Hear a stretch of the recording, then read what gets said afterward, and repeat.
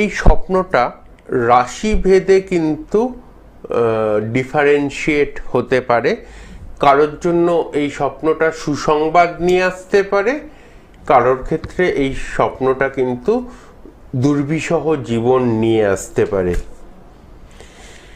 যদি আপনি মেষ রাশির জাতক বা জাতিকা হন, যদি আপনি এই 2026 সালে আপনি যদি স্বপ্ন দেখেন মৃত মানুষের, সেক্ষেত্রে আপনার জীবনে কিন্তু সামনেই কোনো কষ্ট বা কষ্টজনিত কোনো কারণে আপনার কিন্তু মানসিক ডিস্টারবেন্সের কারণ হতে পারেন।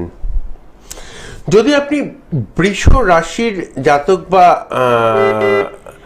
জাতিকা হন, যদি মৃত মানুষের স্বপ্ন দেখেন, সেক্ষেত্রে বাড়িতে নতুন বন্ধুর আগমন হতে পারে, বা যাদের বাচ্চা হচ্ছে না কিন্তু এই বৃষ রাশির জাতক জাতিকা মৃত মানুষের স্বপ্ন দেখছেন, তাদের জীবনে কিন্তু নতুন ভাবে আশার আলো বা বাচ্চা হওয়ার সম্ভাবনা কিন্তু দেখা দিতে পারে। সেটা কিন্তু তাদের জন্য পজিটিভিটি। যদি আপনি মিথুন রাশির জাতক বা জাতিকা হন, সেক্ষেত্রে আর্থিক দিক থেকে শুভ লাভ পেতে পারেন যদি আপনি মৃত মানুষের স্বপ্ন দেখেন। তার মানে মিথুন রাশির জাতক জাতিকাদের জন্য কিন্তু শুভ। যদি কর্কট রাশির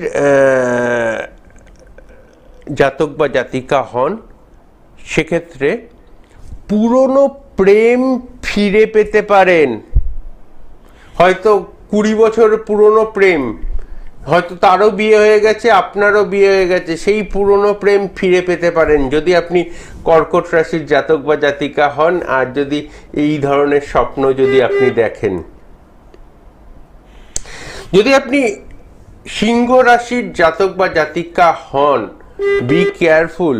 এবং আপনার ক্ষেত্রে আরও একটা বিষয় আমি মাথায় রাখতে বলবো, সেটা হচ্ছে পার্টনারশিপ বিজনেস থেকে বিচ্ছেদ বা আপনাকে বার করে দেওয়া, সেটা হাজব্যান্ড ওয়াইফের মধ্যেও রিলেশনশিপের মধ্যে বের করে দেওয়ার একটা সম্ভাবনা বা যোগ কিন্তু ইন্ডিকেট করে। সেদিক থেকে কিন্তু সাবধান। যদি কন্যা রাশির জাতক বা জাতিকা হন আপনি, তাহলে কিন্তু আপনার জন্য কিন্তু আনন্দদায়ক কোনো খবর, সে চাকরির ইন্টারভিউ পাওয়া বা চাকরির ইন্টারভিউ দিয়েছেন, সেই চাকরিটা হওয়ার সুখবর, এই ধরনের সুখবর কিন্তু আপনি পেতে পারেন যদি আপনি কন্যা রাশির জাতক বা জাতিকা হন। কন্যা রাশির পরে তুলা রাশি থেকে মীন রাশির জাতক জাতিকাদের সম্পর্কে আরও বলবো, যদিও দেখিনি, একজন বন্ধু রয়েছেন অনেকক্ষণ। নমস্কার, কে আছেন সঙ্গে? নমস্কার ম্যাডাম। হ্যাঁ নমস্কার। আপনার সঙ্গে কথা বলতে চাই। নমস্কার, কে বলছেন? বলছি আমি অনেকদিন আগে আপনাকে দেখিয়েছিলাম, 10-12 বছর আগে। আচ্ছা, কোথায়?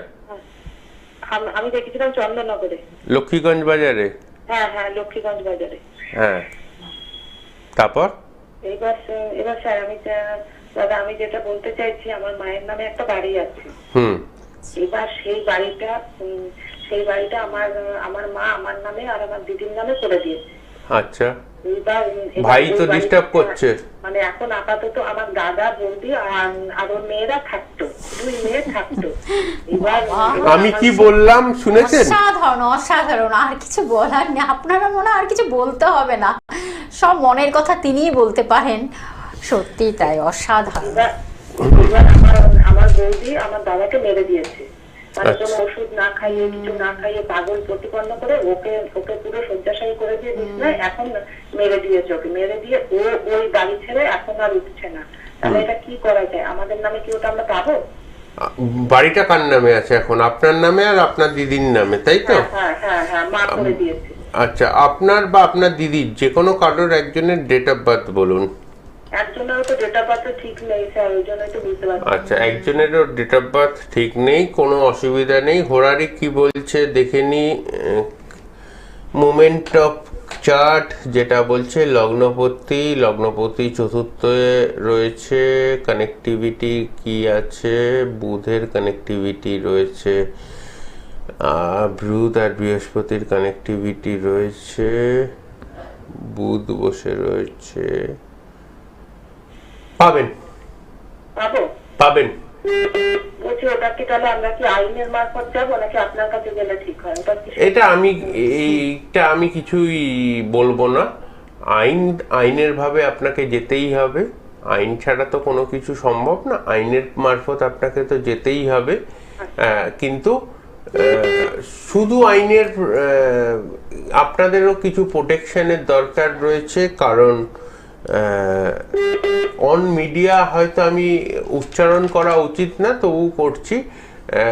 কিছু নেগেটিভ যোগ, কিছু নেগেটিভ ক্ষতি করার চেষ্টা, গুপ্তভাবে আপনাদের ক্ষতি হওয়ার সম্ভাবনা ইন্ডিকেট করছে, সেই প্রোটেকশনটা নিয়ে নেবেন, ঠিক আছে? আচ্ছা আচ্ছা স্যার, তাহলে আপনি কবে কবে বসছেন? আমি তো এখন শুধুমাত্র দমদমে বসি, আর কোথাও বসি না। আমি তো শুধু দমদমে বসি, আর কোথাও বসি না, আচ্ছা ঠিক আছে? আপনাকে আসতে হলে দমদমে আসতে হবে। আর এই যে 10-12 বছর আগে যে আমার কাছে যখন এসছিলেন, তখন যে কথাগুলো বলেছিলাম, যে কথাগুলো বা যে কাজগুলো করেছিলাম, সেটা কি 100% জীবনের সাথে মিলেছে? 100% হয়েছে আমাদের। হ্যাঁ, আমি এসেছিলাম, আমার দিদি এসেছিল, দুজনেরই 100% হয়েছে। দুজনারই 100% হয়েছে? হ্যাঁ হ্যাঁ মানে এটা আপনি বুক ঠুকে বলছেন? হ্যাঁ হ্যাঁ, বুঝতে বলছি। মানে আপনার কাছে এসে আমাদের খুব উপকার হয়েছিল। তার জন্যই 12 বছর বাদেও মনে করছেন? না, 12 বছর বাদে মনে করছি।